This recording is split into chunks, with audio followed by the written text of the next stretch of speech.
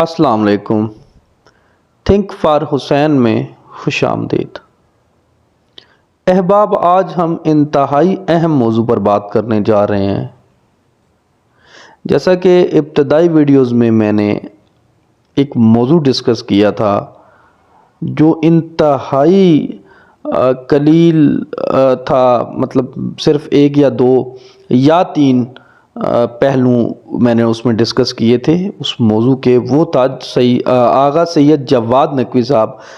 متنازع کیوں ہیں اپنے ہی مسلک میں، اپنے ہی مکتب میں۔ تو وہ چونکہ بہت ہی کم تھا اور اب اس کی زیادہ ضرورت محسوس ہوئی تو میں یہ ویڈیو ریکارڈ کر رہا ہوں۔ دیکھیں، میں ٹو دی پوائنٹ بات کرتا ہوں، میں سامنے جو ہے بغیر کسی تمہید کے یا وہ ان چیزوں کے بغیر میں آپ کو یہ بتاتا چلوں کہ یہ آپ کے سامنے ہوگا، آپ دیکھ رہے ہوں گے۔ یہ ریسنٹلی ایک پروگرام ہوا ہے وحدت کانفرنس، یہ 17 ربیع الاول 2022۔ تو یہ جو پروگرام ہوا ہے، اور اس سے پہلے 40 کا پروگرام ہوا ہے 27 صفر کو۔ تو اس کے بعد محسوس کیا گیا ہے اس چیز کو کہ ان کی مخالفت میں بھی اضافہ ہوا ہے، اور اپنے ہی لوگ، اپنے مسلک کے لوگ جو ہیں وہ حرزہ سرائی، لعن طعن اور مختلف طریقوں سے وار کر رہے ہیں ان کے کام کو، بجائے سراہنے کے ان کی جو ہے وہ ان کی تذلیل کر رہے ہیں، اور پھر اپنے پوائنٹ آف ویو سے ان کو الگ ایک خطاب دے دیتے ہیں کہ جی انہوں نے ایک الگ اپنا جو ہے وہ سیٹ اپ بنایا ہوا ہے، ان کا کوئی اس کے ساتھ کوئی تعلق نہیں ہے، ٹھیک ہے۔ پھر اس کے اندر اور بھی بہت ساری چیزیں ڈسکس کرتے ہیں جو ہتھیار کے طور پر ان کے پاس موجود ہیں۔ چند علمی باتیں ہیں، یعنی کہ وہ باتیں کہ جس پر سرخیاں ہائی لائٹ کر کے ان کو سامنے رکھ کر پھر اس پر بغیر کسی علمی دلیل کے، بغیر کسی کہہ لیں سوچے سمجھے، بس مختلف لوگ جو اختلاف کرتے ہیں جواد نقوی صاحب سے، ان لوگوں کی طرف سے جو بھی رد عمل ہے اس بات پر جو جواد نقوی صاحب نے کی ہے، جیسے معصیت آدم کے حوالے سے بات ہو جائے، یا مختار ثقفی کے حوالے سے بات ہو، یا پھر خطبہ جمعہ کے حوالے سے، یہ جو فروعی مسائل ہیں ان پر بات ہو، تاریخی حوالے سے بھی ٹھیک ہے، اور اسی سے ملتی جلتی دو چار اور باتیں اگر میرے ذہن میں آئیں تو میں ضرور اس کو ڈسکس کروں گا۔ میں یہ چاہ رہا تھا کہ ایک موضوع کو ڈسکس کیا جائے، تو انشاءاللہ خدا نے توفیق دی تو میں یہ ضرور کروں گا، ایک موضوع کو ڈسکس کروں گا، اور قسط وار جو ہے وہ انشاءاللہ ہم یہ چلیں گے۔ لیکن ابھی ضرورت صرف اس چیز کی محسوس ہوئی ہے کہ میں کچھ چیزیں جو ہیں وہ آپ لوگوں سے ڈسکس کرنا چاہتا ہوں آغا سید جواد نقوی سے متعلق، یعنی کہ وہ متنازع ہونا تو وہ ہے، وہ بھی اسی کے اندر آ جائے گا کہ یہ چیزیں ان کے متعلق جو تنازع کھڑا کیا ہے وہ اس کی اہمیت کیا ہے، پھر جواد نقوی صاحب جو کام کر رہے ہیں اس کے اندر اس کی ماہیت کیا ہے۔ سب سے بڑی بات یہ ہوتی ہے کہ مقصدیت کیا ہوتی ہے، ٹھیک ہے۔ تو میں آپ کو سب سے پہلے ایک بات بتانا چاہتا ہوں سید جواد نقوی کے بارے میں۔ وہ یہ ہے کہ جن دلائل و جواز و اصول کے تحت ائمہ اطہار صلوات اللہ علیہ نے اپنے دور میں حکومتوں کی مخالفت کی ہے، بعین ہی انہی ائمہ اطہار کی سنت و سیرت پر عمل کرتے ہوئے پاکستان میں آغا سید جواد نقوی موجودہ حکومتوں کے خلاف نظریہ امامت کا علم بلند کیے ہوئے ہیں، یعنی تشیع کا نظریہ امامت، جس میں رسول اللہ کے بعد، رسول اللہ صلی اللہ علیہ وآلہ وسلم کے بعد جانشین حاکمیت کا جو تعلق ہے ریاستی امور میں بھی اور باقی امور میں بھی، وہ مولا علی علیہ السلام کے پاس آ گیا، اور پھر مولا علی سے امام حسن کے پاس، جیسے امامت کا سلسلہ ہے، اور یہ ہے من جانب اللہ، یعنی کہ ہم نے خلیفہ لوگوں نے نہیں بنانا۔ کس نے بنانا ہے؟ اللہ نے بنانا ہے۔ جیسے مولا علی کو لوگوں نے تو نہیں بنایا تھا حاکم، کس نے بنایا تھا؟ رسول اللہ نے۔ اور رسول اللہ نے کیوں بنایا تھا؟ اللہ نے کہا تھا، اللہ کا حکم تھا۔ تو یہ سلسلہ جو تشیع کا جو سلسلہ ہے وہ نظریہ امامت ہے، اور پاکستان کے اندر نظریہ امامت پر بات کرنے والا ایک ہی شخص ہے، سید جواد نقوی۔ یہ ایک بڑا ایک کلیئرلی ایک کہہ لو کہ وہ نقطہ ہے کہ جو باقیوں سے ممتاز کرتا ہے سید جواد نقوی کو۔ یہ نقطہ اس لیے ڈسکس کرنا ضروری ہے کیونکہ مدعا یہ نہیں ہے، مدعا کچھ اور ہے، بات کچھ اور کرنا چاہ رہا ہوں۔ نقطہ اس لیے کلیئر کی ہے تاکہ بات واضح ہو جائے آگے جا کے۔ دیکھیں سید جواد نقوی صاحب کام کر رہے ہیں، اپنے ترویج کر رہے ہیں امامت کی، مدرسہ چلا رہے ہیں، بہترین قسم کا کام کر رہے ہیں، بڑا اچھا ان کا سیٹ اپ ہے، ٹھیک ہے، اور بڑا لمبا چوڑا سیٹ اپ ہے، ٹھیک ہے۔ اب ایک بندہ ہے کام کر رہا ہے اتنا امامت کی ترویج کے لیے، ٹھیک ہے، آپ لوگوں سے نہیں، میں مانتا ہوں بہت سارے علماء ہیں جہاں پر وہ نہیں کر سکتے، وہ نہیں کر سکے، اپنی کہہ لیں کہ اپنے آپ کو انہوں نے کسی اور کام کے لیے وقت کر رکھا ہے، مجالس کے لیے، یا پھر جو ہے وہ تنظیم سازی ہو جائے، چھوٹے موٹے کام کر رہے ہیں، ایسا نہیں ہے کہ وہ کام نہیں کر رہے، اپنی تئیں وہ کرنا چاہتے ہیں، جس طرح کہ راجہ ناصر صاحب ہیں، اس کے بعد ساجد نقوی صاحب ہیں، ٹھیک ہے، محسن نجوی صاحب ہیں، اس کے بعد پھر آپ کہہ لیں کہ حامد رضا موسوی صاحب، وہ تو ان کا انتقال ہو گیا، اب ان کی جگہ ایک کوئی اور ہوگا، جو بھی ہوں گے۔ تو یہ سارے لوگ اپنی جگہ کام کر رہے ہیں، اس میں جواد نقوی صاحب کا بھی کام ہے، پر جواد نقوی صاحب کا ایک ڈیفرنٹ کام ہے، یعنی کہ وہ ایک الگ کام ہے۔ بات میں نے پہلے جو بتائی تھی نا کہ آئمہ کی سنت پر عمل کرتے ہوئے، یا آئمہ کا جو نظام ہے اس کو نافذ کرنے کے لیے جو بندہ کام کر رہا ہے، یا جو ممتاز کرتی ہے جو چیز جواد نقوی کو، وہ یہی کام ہے نا، جو آئمہ کی سنت پر عمل کرتے ہوئے حکومت وقت کو تسلیم نہ کرنا ہے۔ کیونکہ نظریہ امامت میں تو یہ نہیں آتا کہ آپ جمہور کا ساتھ دیں یا جمہوریت کے میں اپنا حصہ لیں یا جمہوریت کو اہمیت دیں۔ تو باقی علماء جو ہیں وہ ان میں سے راجہ ناصر صاحب دیکھ لیں کہ وہ جمہوریت کے حوالے سے جو ہے وہ اپنا کام کر رہے ہیں، ٹھیک ہے، وہ ان کی یہ سوچ ہے کہ وہ جمہوریت میں رہ کر اس نظام میں رہ کر سسٹم کو ٹھیک کریں گے، ٹھیک ہے۔ پھر اس کے بعد ساجد نقوی صاحب ہیں، انہوں نے تو کیا نام ہے، مولانا فضل الرحمان، ان کے ساتھ بڑے گہرے تعلقات بنا لیے ہیں، اور پھر یہ مطلب جمہوریت اور پھر ان یعنی کہ موجودہ جو حکومتیں ہیں جو امامت کے خلاف ہیں، یعنی کہ امامت تو اس کو ٹیکل نہیں کرتی، نظام امامت اس کو ٹیکل نہیں کرتا، اس کو کہیں سے بھی نہیں پوچھتا اس نظام کو، ٹھیک ہے، بلکہ اس کی ضد میں ہے۔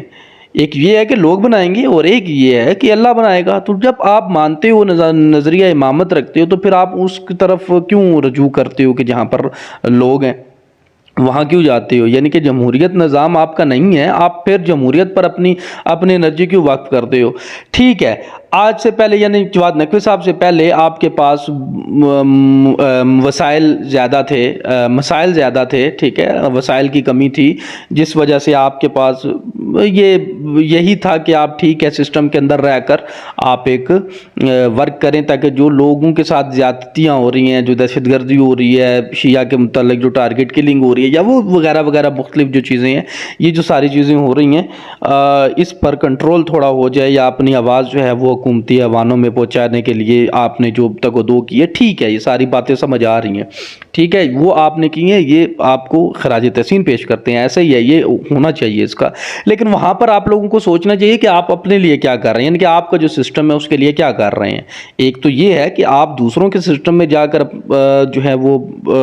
ترویج کریں اپنے سسٹم کی، ایسا بھی نہیں ہے، یعنی کہ آپ آپ کی طرف سے، یہ ان لوگوں کی سے میں مخاطب ہوں، یہ ان کی بات کر رہا ہوں جو نظریہ امامت پر ہیں، یعنی کہ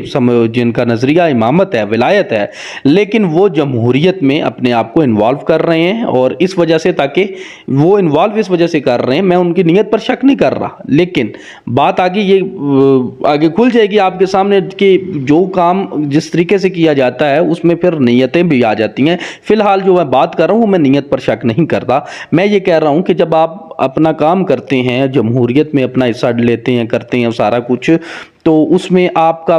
سمجھتے ہیں کہ جی ایک دو جگہ پر آپ کی اگر بات سنی جائے تو 10 جگہ تو ادھر ہی پڑی ہوئی ہیں، 10 جگہ تو ایسے ہی ہیں کہ جہاں پر آپ کی کوئی ویلیو، کوئی اوقات نہیں ہے، لیکن پھر بھی چلیں مان لیا کہ 2 جگہوں پر آپ کی بات کی جاتی ہے، تو آپ اس سسٹم میں رہ کر امامت کے لیے کیا کر رہے ہیں؟ سوال تو یہ ہے کہ آپ کا نظریہ تو امامت ہے،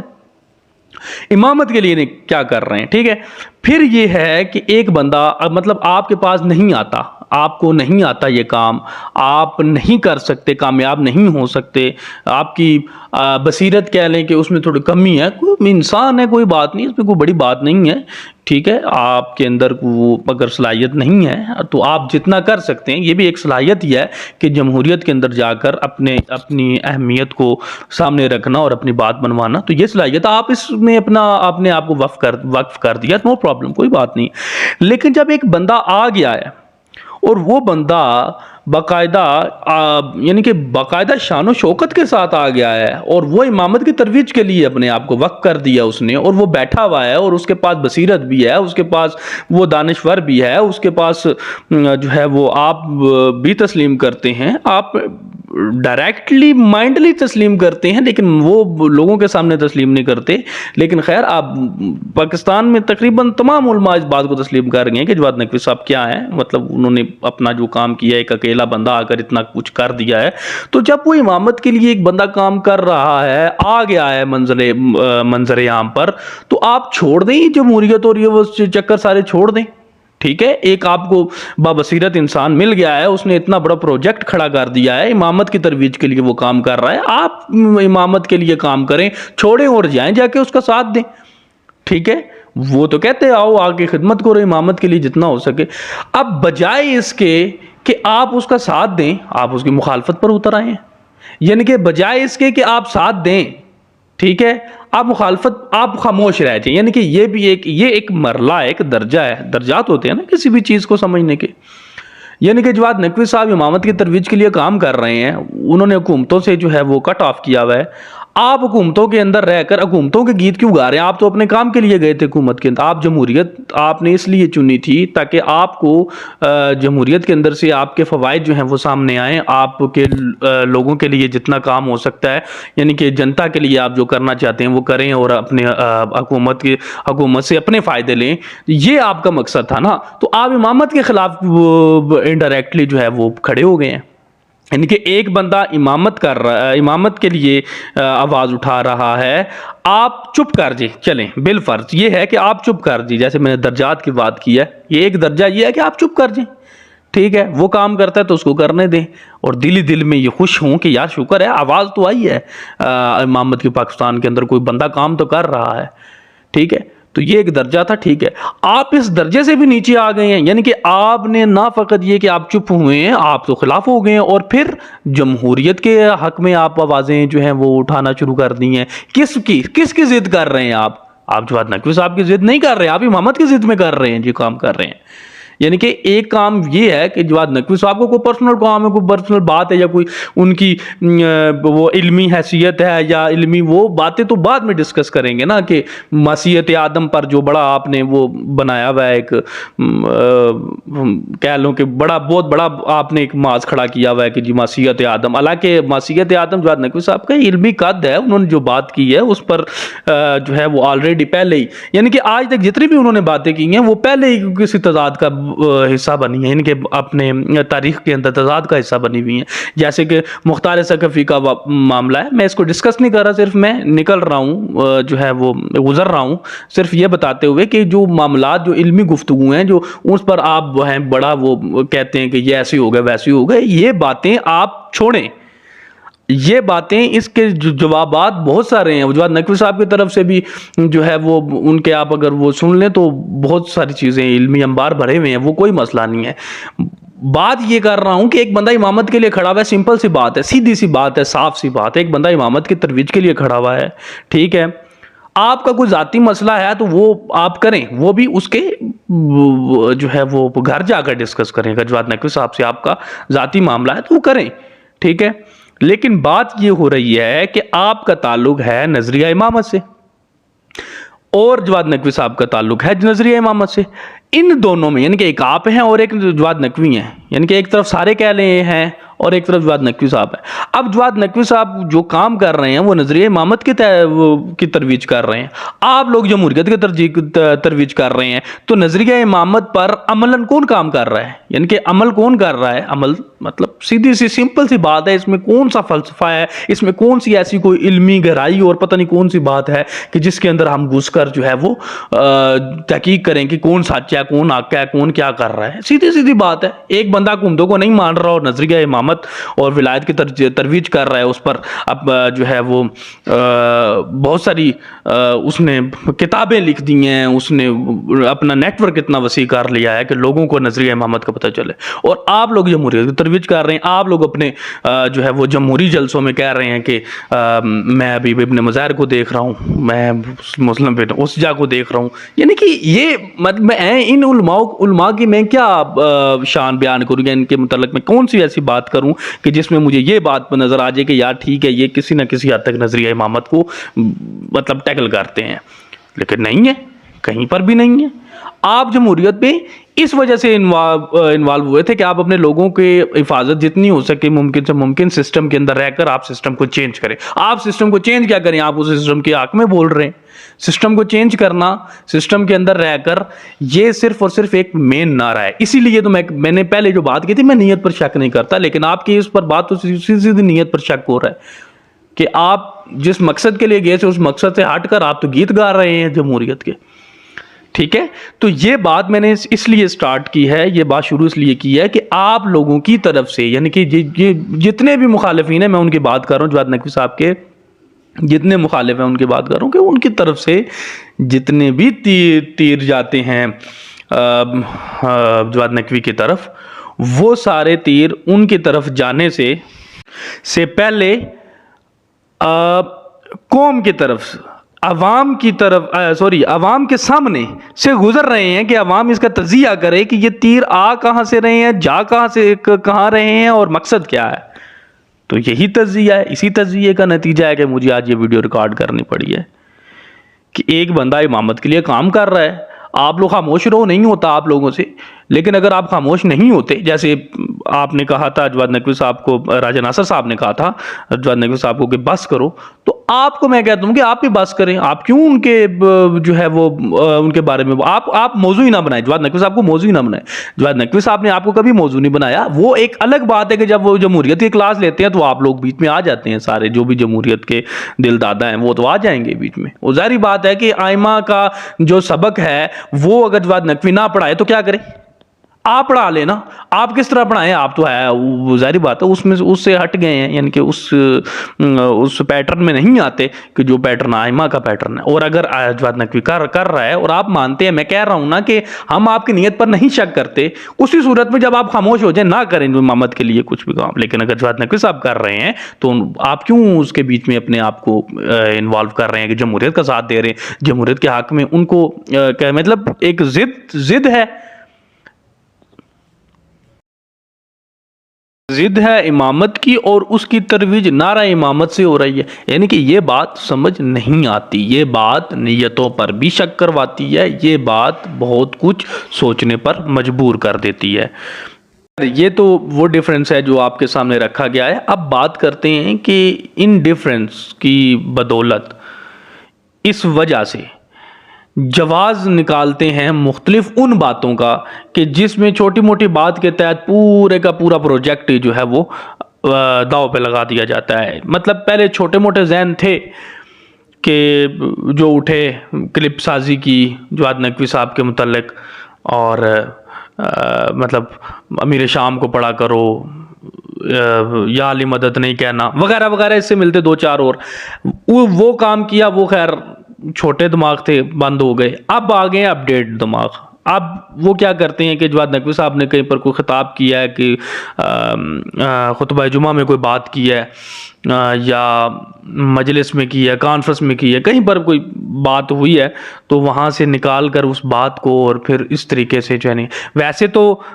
یہ بات دیکھنے میں ہے کہ جواد نقوی صاحب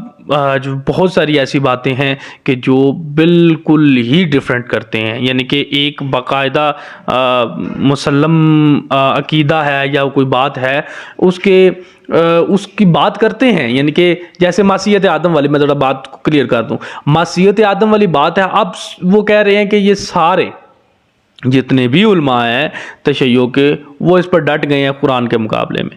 دیکھیں انہوں نے جو یہ بات کی ہے نا، یعنی کہ پہلے میرے پلے یہ بات نہیں پڑی، پھر جب میں نے اس کو تھوڑا سا اسٹڈی کیا تھوڑا سا گہرائی میں جا کر کے ماسیت آدم والا معاملہ جو ہے وہ میں تو اختلاف، یعنی کہ میرے جواد نقوی صاحب کے ساتھ دو چار باتوں پر اختلاف ہیں، لیکن اس بات پر بھی جب اختلاف ہوا تو میں نے اس کو جب گہرائی سے دیکھا تو میرا وہ اختلاف دور ہو گیا اور میں جواد نقوی صاحب کے ساتھ ہم فکر ہو گیا ان کا اس بارے میں کہ وہ جو کہہ رہے ہیں وہ درست کہہ رہے ہیں. وہ تھوڑی سی محنت اور آپ کے نیت آپ کی جو ہے وہ اچھی ہونی چاہیے، اور نیت یہ ہونی چاہیے کہ آپ جو کام کر رہے ہیں وہ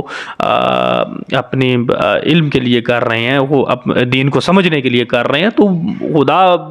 آپ کے لیے راستے کھول دیتا ہے. الحمدللہ میرا بھی راستہ اس لیے کھلا، ورنہ تو میں تو اختلاف کر رہا تھا اس بات پر کہ یہ کیا بات ہوئی. بہرحال تو وہ ایک چھوٹا سا نقطہ ہے، بالکل چھوٹا سا نقطہ ہے جو میری سمجھ میں میری عقل میں آ گیا ہے، اور میں چاہتا ہوں کہ اس کو سامنے رکھ دیتا ہوں تاکہ جو لوگ اختلاف کر رہے ہیں وہ اس پہلو سے بھی اگر دیکھیں تو وہ جو ہے وہ سمجھ سکتے ہیں ماسیت آدم والی بات کو. وہ نقطہ یہ ہے. اچھا پہلے میں آپ کو یہ بتا دوں کہ ماسیت آدم پر یعنی کہ جو جواد نقوی صاحب نے بات کی ہے، یہ پہلے شخص نہیں ہے کہ جنہوں نے یہ بات کی ہے. اس سے پہلے بھی بہت سے شیعہ علماء کے اندر یا سنی علماء کے اندر،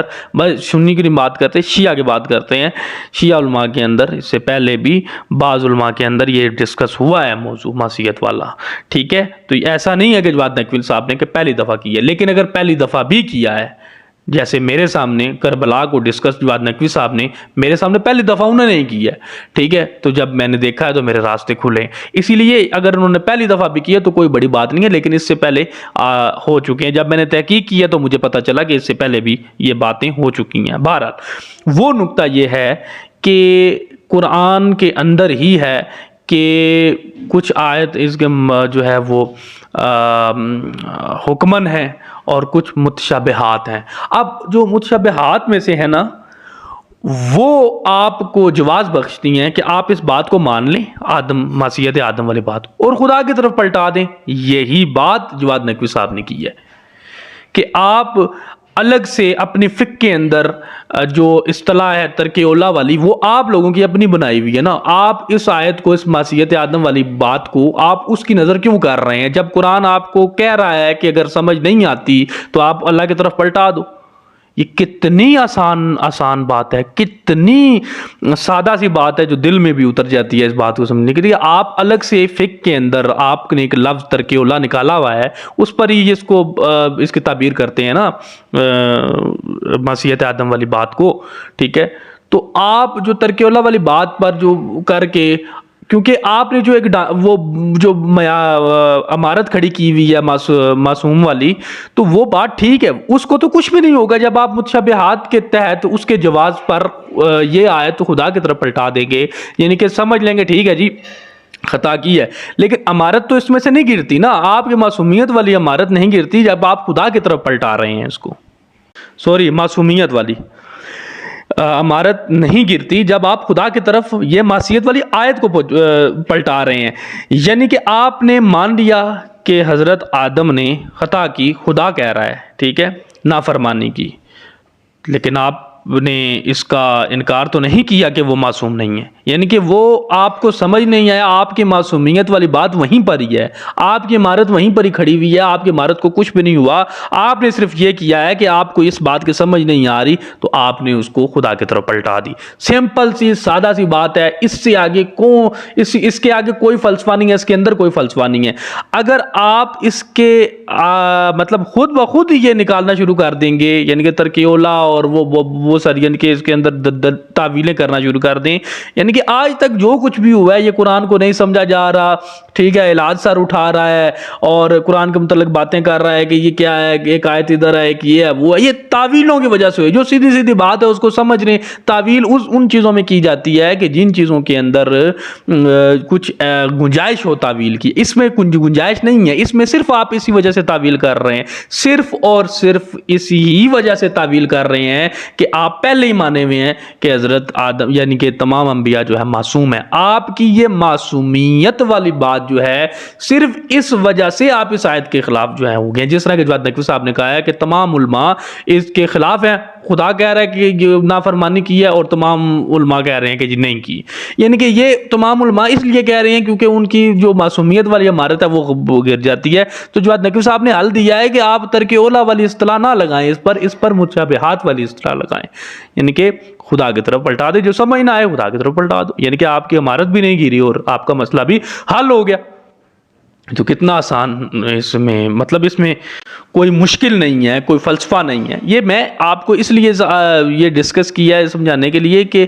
اس کو کیا بنا دیا گیا ہے، معصیت آدم والی بات کو جواد نقوی کے خلاف کیا کیا کر دیا۔ اب اگر فرض کریں کہ یہ بات ہوگی ہے، جواد نقوی صاحب نے غلط کر دی ہے،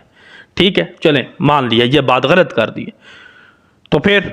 کیا ہوا ہے، یہ بات غلط کر دیا ان کی علمی بنیاد پر، یہ بات غلط ہوگی ہے بالفرض، تو پھر کیا ہو گیا، جو وہ جواد نقوی صاحب جو کام کر رہے ہیں، جو امامت کے لیے انہوں نے جو ایک پلیٹ فارم متعارف کروایا ہوا ہے، جو اتنا لمبا چوڑا وہ کام کر رہے ہیں، کیا ان علمی جزویات کی وجہ سے کیا ہم ان کو جو اختلاف کر بیٹھے ان سے، کیا آپ کی جمہوریت ٹھیک ہو جاتی ہے اس سے؟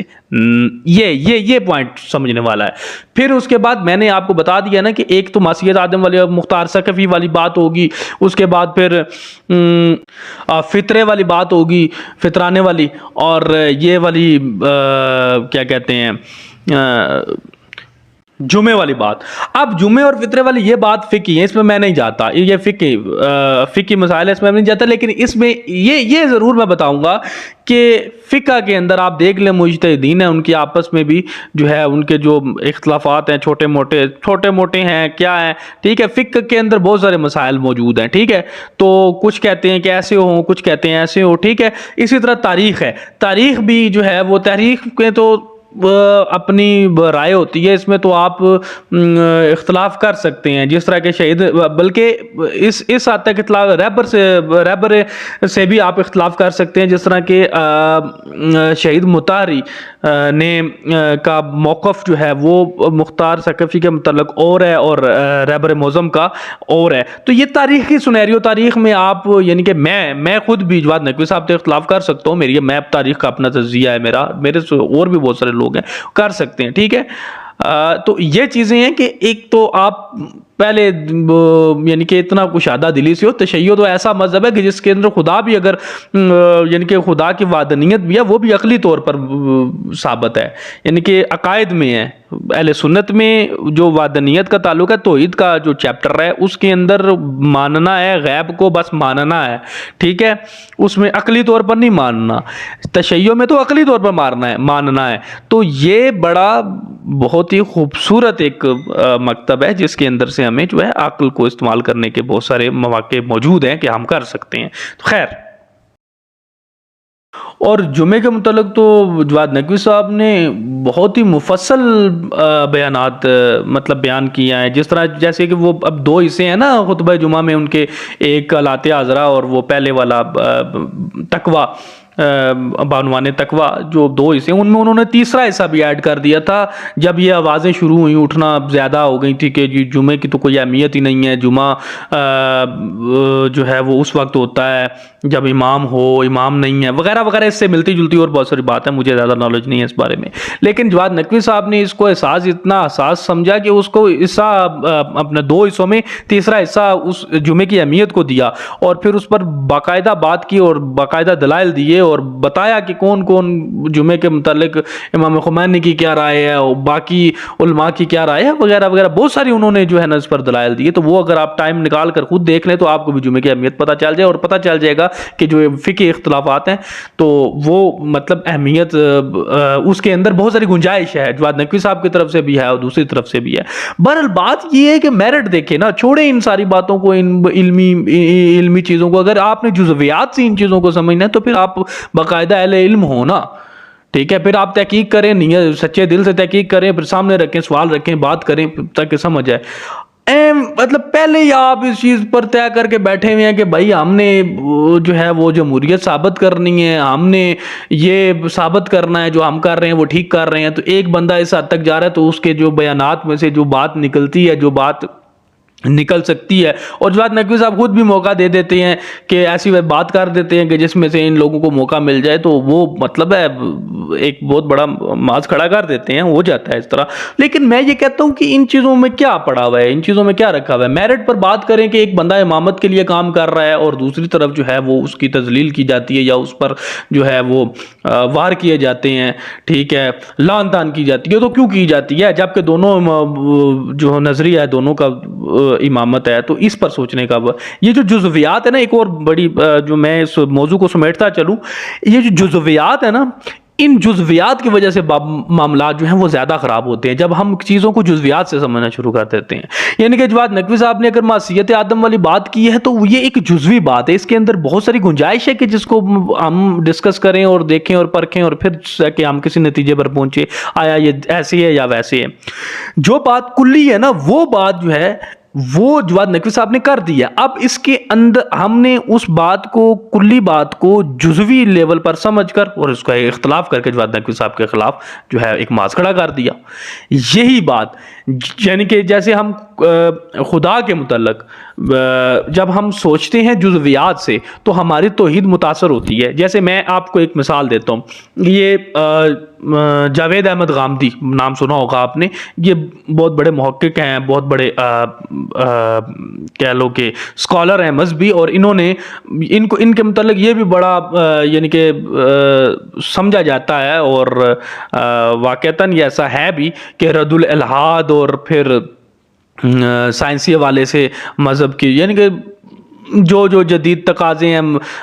جو سائنس کہہ رہی ہے اس کو ایسے زمین گول ہے تو انہوں نے ثابت کر دینی ہے جس طریقے سے، یا جو ان کے پاس دلائل ہوتے ہیں، تو یہ ساری باتیں کر رہے ہیں، الحاد کے خلاف کھڑے ہوئے ہیں اور مذہب کو لے کر اور پھر وہ منوا رہے ہیں، کر رہے ہیں۔ یہ اپنی ایک جگہ پر آ کر پھنس جاتے ہیں، یعنی کہ الحاد نے ان کو پھنسا دیا ہے، اور وہ کیا ہے، ان کا جزویات سے خدا کو ثابت کرنا، یعنی کہ جزویات کے اندر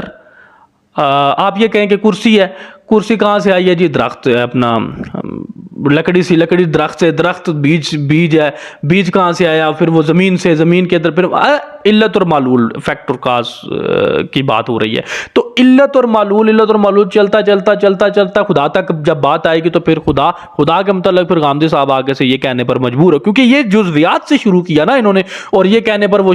جو ہے وہ اور کوئی آپشن نہیں بچا ان کے پاس، انہوں نے یہ کہہ دیا کہ اگر خدا کی بھی کوئی علت ہوئی تو ہم خدا کے پاس جائیں گے اور ان سے پوچھ لیں گے کہ بھائی اگر وہاں میں پتہ چل جائے خدا کی یہ علت ہے تو وہ وہاں پر پہنچ جائیں گے، یعنی کہ ہم اس کو بھی مان لیں گے جو خدا کا بھی خدا ہوا۔ تو یہ بات انہوں نے انتہائی ناقص کی ہے، کیونکہ خدا پر یہ دلیل آتی ہی نہیں ہے کہ اس کی علت ہو،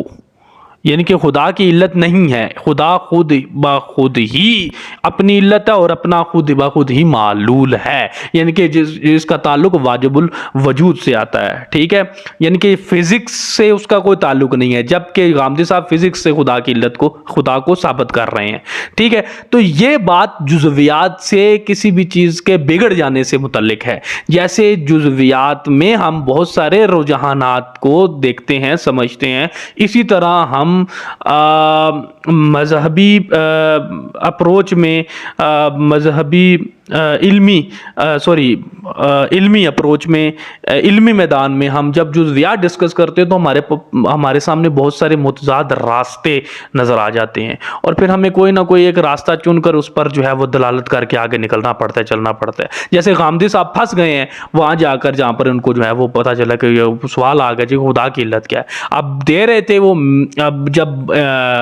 بات وہ کر رہے ہیں مادیت کی، تو مادہ سے آپ خدا کو کہاں سے ثابت کریں گے؟ وہ کہہ رہے ہیں کہ جب ادھر جائیں گے تو پتہ چل جائے گا، فی الحال تو اس کو خدا کو تو مانو گے جس کو آپ مان چکی ہو اس وقت، تو وہ خدا واجب الوجود میں نہیں آتا جس کو وہ منوا رہے ہیں یا جس کی علت وہ تلاش کر رہے ہیں۔ تو یہاں پر توحید ناقص ہوگی کس وجہ سے؟ جزویات سے۔ تو یہ تھوڑا سا دقیق معاملہ ہے، میں یہاں پر صرف گزر رہا ہوں یہ سمجھانے کے لیے کہ جواد نقوی صاحب کی بھی جو علمی گفتگو ہوتی ہے، جو علمی باتیں ہوتی ہیں، جب وہ اس طرح کی جو بات ہو جاتی ہے جس پر انتہائی جو ہے وہ بدتمیزی طوفان بدتمیزی جو کھڑا کر دیا جاتا ہے، اس پر تھوڑا بہت یہ سوچنے کی ضرورت ہے کہ یار ہمیں اس کا علم نہیں ہے۔ اگر علم حاصل کرنا ہے یا اس کے بارے میں مطلع جاننا ہے، دیکھنا ہے کہ انہوں نے کیا بات کی، تو تھوڑی تحقیق کرنی پڑے گی۔ تو جواد نقوی صاحب کا ایک علمی قد ہے، ایک لیول ہے، ایک بات ہے، ایک سمجھنے والی چیز ہے۔ ایسا بھی نہیں ہے کہ ان سے اختلاف نہیں ہو سکتا، یہ میں پہلے بتا دوں کہ وہ معصوم نہیں ہے، ان سے اختلاف نہ ہو، بہت ساری چھوٹی موٹی باتیں ہیں، لیکن بات یہاں پر کرنے کا مقصد یہ ہے کہ ایک بندہ کام امامت کے لیے کر رہا ہے، آپ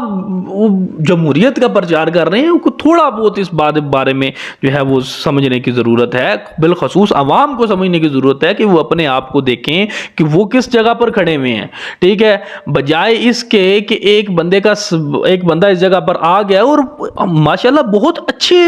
جگہ پر جواد نقوی صاحب نے وہ اپنا مدرسہ اور اپنے نظریے کو بڑا زبردست لیول پر تک لے آئے، یعنی کہ جو لوگ مطلب نہیں آتے تھے ان کے عذر کو ہم سامنے رکھ لیں کہ وہ نہیں آتے اس وجہ سے کہ ٹھیک ہے وہ جو ہے ان کی اہلیت نہیں ہے یا ان کے پاس اتنا وہ سیاسی بصیرت نہیں ہے کہ وہ یہ کام کر سکتے، ٹھیک ہے آپ جواد نقوی نے کر دیا تو آپ چلے جاؤ، ٹھیک ہے اس کا ساتھ دو، ٹھیک ہے؟ تو تاکہ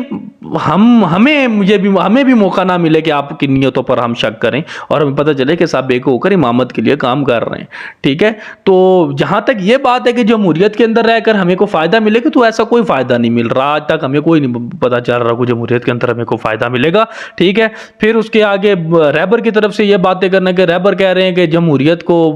پاکستان میں یعنی کہ یہ سامنے آئی ہیں باتیں کہ جی رہبر نے کہا ہے کہ جی حصہ لینا چاہیے، رہبر نے جو کہا ہے حصہ لینا چاہیے، یہی تو بات ہے نا کہ جواد نکال لیتے ہو آپ اپنے لیے، ٹھیک ہے؟ کہ جی رہبر نے کہہ دیا کہ وہ رہبر نے جو کہا ہے کہ اگر آپ کو فائدہ ہے تو آپ حصہ لیں، تو آپ 2 فائدے گن رہے ہیں، 10 جو نقصانات ہیں آپ کے ان کو سامنے نہیں رکھ لے، وہ جو میں نے پہلے بات کی تھی کہ اگر آپ کو 10 نقصان ہیں اور 2 فائدے ہیں تو آپ ان 2 فائدوں کو سامنے رکھ کر رہبر کی اس بات کو جواز بخش نہیں ہے، اپنے آپ کو جواز بخش نہیں ہے رہبر کی اس بات سے، اس حکم سے کہ وہ کریں، ٹھیک ہے؟ مطلب کہاں کو چرا رہے ہیں، کیا کر رہے ہیں؟ بہرحال سیدھی سی بات ہے، سمپل سی بات ہے، آپ لوگوں کے سامنے میں نے مختلف باتیں کی ہیں جواد نقوی صاحب سے متعلق، میرے 2-4 دنوں سے میرے ذہن میں یہ باتیں چل رہی تھیں کہ میں مطلب سوچنے پر مجبور ہو گیا، اور پھر ویڈیو بھی یہ اسی ہی تناظر میں یہ بات کر رہا ہوں، ویڈیو کا بھی اس خیال آیا کہ یہ بات میں کر دوں کہ یہ جو چیزیں چل رہی ہیں ایک سمپل سی بات ہے، سادہ سی بات کو جو گمبھیر بنایا جاتا ہے، تو وہ اس کے پیچھے کچھ زیادہ بڑی وجوہات نہیں ہے، بس یہی ڈیفرنس ہے، ٹھیک ہے؟ ایک طرف جمہوریت کو اہمیت دی جا رہی ہے، جواز بخشا جا رہا ہے، امامت کے ہی راستے سے جواز بخشا جا رہا ہے کہ جی اس میں تو گنجائش ہے، ٹھیک ہے؟ اور ایک طرف جو ہے وہ سیدھا جو ہے وہ ببانگے دہل اعلان ہے کہ بھئی ہم جو ہے وہ نہیں مانتے حکومتوں کو اور ہم امامت کا جو ہے وہ نفاذ کر رہے ہیں۔ ایک طرف سے جو جس طرح مجتہد نے کہا کہ جی آپ نہاتے وقت بھی قرآن پڑھ سکتے ہیں، یا آپ جب مرد جو ہے وہ نہاتے وقت قرآن پڑھ نہیں سکتے، سن سکتے ہیں، اور یا پھر یہ بات ہے کہ آپ پہن کر شارٹ پہن کر نماز پڑھ سکتے ہیں, قمیض اتار کر بھی نماز پڑھ سکتے ہیں. جہاں تک یہ گنجائش موجودہ یہ دین یا فقہ میں موجود ہے تو اس کا مطلب یہ نہیں ہے کہ آپ جو ہے پوری وہ بس کہیں کہ جی بس ٹھیک ہے جی ہم نے شارٹ پہن کر ہی نماز پڑھنی ہے اور پھر نہاتے وقت بھی ہم نے قرآن لگا لینا ہے اور سننا ہے. اس کا مطلب یہ نہیں ہے. جو گنجائش ہوتی ہے وہ گنجائش ہوتی ہے, اس میں آپ کی مجبوری اور آپ کے جو عذر ہوتے ہیں ان کو مد نظر رکھا جاتا ہے. تو آپ بجائے اس کے کہ ایک کام سیدھا ہے اس کو عذر بنائیں. جیسے بلی جو ہے وہ آپ نے حلال کرنی ہے, اس کو صحرا میں لے کر وہاں جا کر جہاں پر آپ کی وہ بلی حلال ہو جاتی ہے, تو جان بوجھ کر جب اگر آپ بلی حلال کریں گے تو اس پر آپ لوگوں کے لیے بھی بہت کچھ سوچنے کا مواد جو ہے وہ بخش دیتے ہیں, ان کو دے دیتے ہیں. تو خیر, تو اسی سوچ کے ساتھ, اسی بات کے ساتھ میں اختتام کرتا ہوں ان ساری باتوں کا کہ آپ لوگ عوام جو ہے وہ جب یہ کسی ایسی پوزیشن میں نہیں آئیں گے کہ جہاں پر آپ کو حق و باطل غلط و درست کا تعین آپ خود نہیں کر سکتے, ایسی پوزیشن میں اگر آپ نہیں آئیں گے تو پھر تو ٹھیک ہے, ہزاروں اس طرح کی ویڈیوز بنتی رہیں گے, ہزاروں لوگ آتے جائیں گے, ہزاروں جواد نقوی آتے رہیں گے, ہزاروں امام آتے رہیں گے, ہزاروں خمینی آتے رہیں گے. یہ سلسلہ اسی طرح چلتا رہے گا. وہ آتے رہیں گے, بولتے رہیں گے, عوام جو ہے وہ اسی طرح رویہ رکھتی رہے گی اپنے آئمہ کے ساتھ, اپنے لوگوں کے ساتھ, اپنے ان لوگوں کے ساتھ جو ان کے خیر خواہ ہیں. خیر, اسی بات پر میں اس موضوع کا اختتام کرتا ہوں. انشاءاللہ جلد حاضر ہوں گے کسی اور موضوع کے ساتھ. مجھے اجازت دیں. اللہ حافظ.